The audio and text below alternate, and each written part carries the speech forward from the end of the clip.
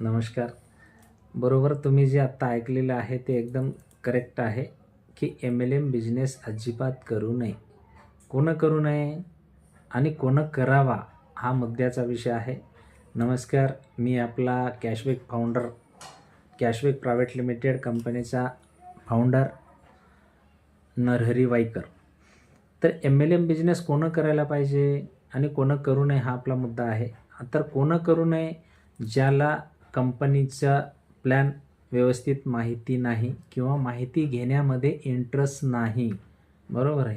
त्यानंतर कंपनीचे product वापरण्यामध्ये interest नाही, कंपनीचे प्रोडक्ट कसे आहेत याचा रिझल्ट घेण्यामध्ये इंटरेस्ट नाही, किंवा कंपनीबद्दल जाहिरात करणं इंटरेस्ट नाही, कंपनीबद्दल चारचौघामध्ये ज्या कंपनीत आपण काम करतोय त्या कंपनीबद्दल बोलणं जमत नाही, त्यानं कंपनीचं काम करू नये.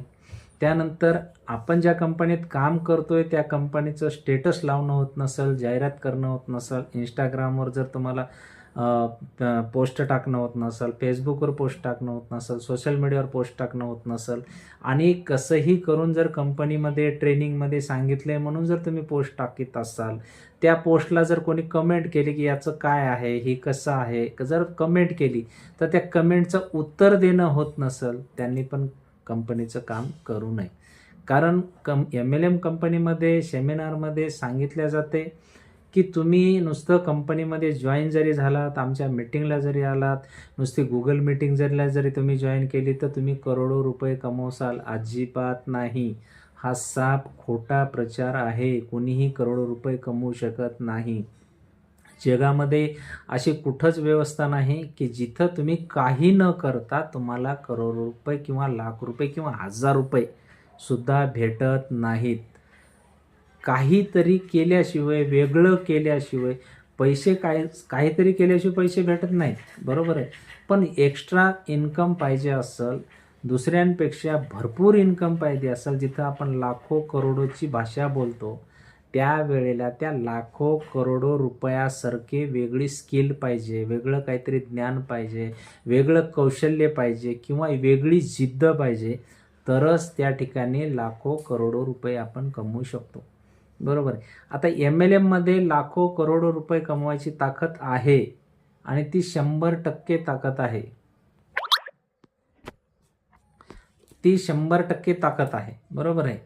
पण कधी आहे, तर कधी आपण करोडो रुपये कमवू शकतो MLM कंपनीमध्ये? तर पहिली गोष्ट, ज्या कंपनीत आपण जॉईन व्हायलो त्या कंपनीचे प्रोडक्टचा रिझल्ट घेणं गरजेचं आहे, ते बी स्वतःहून अनुभव घेणं गरजेचं आहे. त्यानंतर त्या कंपनीमध्ये डेली नीड्स प्रोडक्ट असले पाहिजे. तिसरी गोष्ट, त्यांचा MRP मार्केटप्रमाणे असला पाहिजे. चौथी गोष्ट, एवढं सगळं आहे, रिझल्ट चांगला आहे, प्रोडक्ट चांगले आहेत, MRP ठीक आहे. आता गोष्ट येते पेआउटची. तर पेआउटसुद्धा दुसऱ्या कंपनीपेक्षा ज्या कंपनीचा चांगला आहे, प्रोडक्टबद्दल झालं आहे, प्रोडक्ट सिलेक्ट झालं, प्रोडक्टबद्दल रिझल्ट आला आहे, MRP सिलेक्ट झाला आहे, तुम्हाला त्याचा अनुभव आला, तुम्हाला ते आवडलं.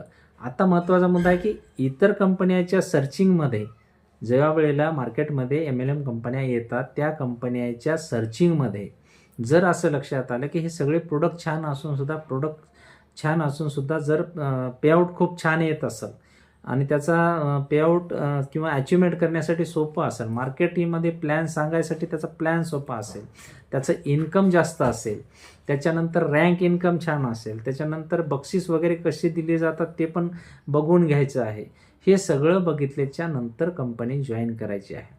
कंपनी जॉईन झाल्यानंतर आपल्याला कुठंही काम केल्याशिवाय काही मिळत नाही, मी सुरुवातीला सांगितलं. मग आता कंपनीमध्ये जॉईन झालो आपण, तिसरी गोष्ट, हे एक पहिलं कळलं. दुसरं महत्त्वाचं आहे की आपल्याला बोलता आलं पाहिजे. MLM कंपनीचं काम करायचं म्हटलं की आपल्याला बोलता आलं पाहिजे.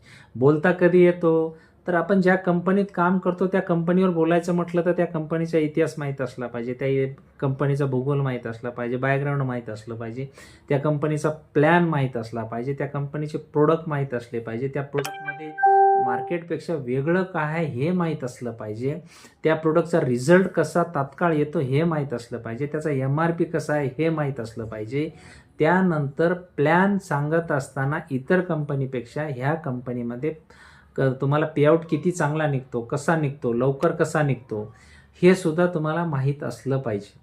बरोबर आहे की या कंपनीमध्ये कमी काम केलं की जास्त पैसे मिळतात हे सांगता आलं पाहिजे आणि ते पुराव्यानिशी सांगता आलं पाहिजे, तरच MLM कंपनीमध्ये काम करायचं आहे. ह्या किती गोष्टी झाल्या? 3. त्यानंतर सर्वात महत्त्वाचं म्हणजे ज्या कंपनीत काम करतोय त्या कंपनीबद्दल विश्वास असला पाहिजे, त्या कंपनीच्या प्रोडक्टवर विश्वास असला पाहिजे, तरच आपण बिनधास्तपणे काम करू शकतो.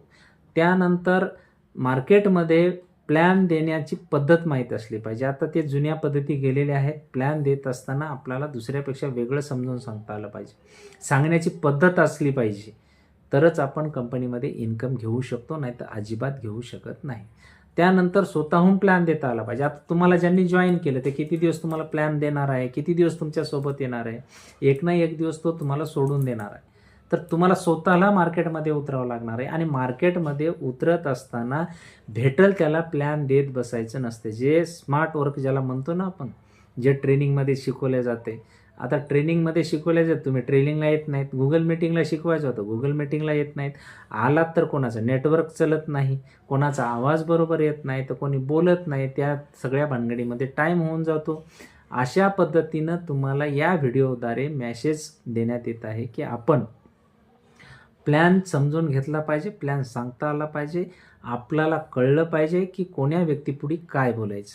हे सुद्धा फार महत्त्वाचं आहे, ज्याला आपण हजरजबाबीपणा म्हणतो. कंपनीबद्दल जर कोणी प्रश्न विचारले तर तुम्ही काय सांगणार? तुम्हाला कंपनीबद्दल नॉलेज नसेल तर तुम्ही त्या ठिकाणी गपचूप बसणार, बरोबर आहे. आणि मग समोरचा व्यक्ती म्हणणार तुमच्या कंपनीमध्ये दम नाही आहे, आणि त्यावेळेला तो व्यक्ती तुमच्याकडे जॉईन होणार नाही, तुमचा त्याच्यावर प्रभाव पडणार नाही. दुसरी गोष्ट, तुमचा आजच्या तारखेमध्ये सगळ्यात मोठा चेहरा म्हणलं तर सोशल मीडिया आहे. म्हणजे तुम्ही कसे दिसता प्रत्यक्षात हे महत्त्वाचं नाही, बरोबर आहे. तुम्ही कसे दिसता हे महत्त्वाचं नाही, तर तुमचा व्हॉट्सअपचं स्टेटस कसं दिसते, तुमच्या फेसबुकचं स्टेटस कसं दिसते, तुमच्या इंस्टाग्रामचं स्टेटस कसं दिसते, तुमच्या यूट्यूबचं स्टेटस कसं दिसते, याकडे लोकांचं लक्ष जास्त आहे, बरोबर आहे. तुमच्या निजी जीवनावर आता कोणी, तो सगळं निजी जीवन या सोशल मीडियामध्ये येऊन बसलेलं आहे. म्हणून तुमच्या स्टेटसला तुमच्या कंपनीचं स्टेटस काय ठेवता, तुम्ही काय सांगता, त्या स्टेटसच्या माध्यमातून कंपनीबद्दल तुम्ही लोकांपर्यंत काय सांगता. त्याच्यानंतर खरोखरच तुम्ही रोज, जसं आपण कोणाचा वाढदिवस असतो, कोणाचा मैत्रिणीचा वाढदिवस असतो, मित्राचा वाढदिवस असतो, एखाद्या नेत्याचा वाढदिवस असतो, एखाद्या मोठ्या याचा महापुरुषाचा वाढदिवस असतो, किंवा ज्याचं काही एखाद्याच्या लग्नाचं डान्स केलेलं, एखाद्याच्या लग्नात डान्स केलेल्या लोकांना जे बी हिडीस डान्स केलेला असतो त्याचं स्टेटस आपण आपल्या याला ठेवायला आठवणीनं ठेवतो. त्याच्यातून इन्कम होणार आहे का तुम्हाला? अजिबात नाही. उलट ते लोक पाहून म्हणतील हे काय स्टेटस ठेवले. पण ज्याच्यात तुम्हाला काम करायचं त्याचं स्टेटस तुम्हाला ठेवणं गरजेचं आहे, बरोबर आहे. तुम्हाला 1 नाही 5 ठेवणं गरजेचे आहे. संध्याकाळी झोपत्या वेळेस स्टेटस टाकून ठेवणं गरजेचे आहे, तरच झोपी जायचे. सकाळी उठल्याबरोबर लोक बघतात. त्यानंतर इंस्टाग्रामला तुमचं अकाउंट असलं पाहिजे कंपनीच्या नावानं. ज्या कुठल्याही कंपनीत काम करा, मी म्हणत नाही आपल्याच कंपनीत काम करा म्हणून, किंवा कॅशबॅक ऑनलाईन ग्रोसरी प्रायव्हेट लिमिटेडमध्ये काम करा म्हणून. तुम्ही कुठल्याही कंपनीत काम करा, पण मी सांगायलो हे जर तत्त्व तुम्ही बाळगले तर 100% इन्कम घेणार आहात. हजारो नाही लाखो रुपये इन्कम घेणार आहात, लाखो नाही करोडो रुपये इन्कम घेणार, याची गॅरंटी मी देतो. तुम्ही कुठल्याही कंपनीत काम करा प्रोडक्ट बेसमध्ये, बरोबर आहे. तसं तुम्हाला स्टेटस ठेवता आलं पाहिजे. इंस्टाग्रामला वेगळं असलं पाहिजे, फेसबुकला वेगळं असलं पाहिजे.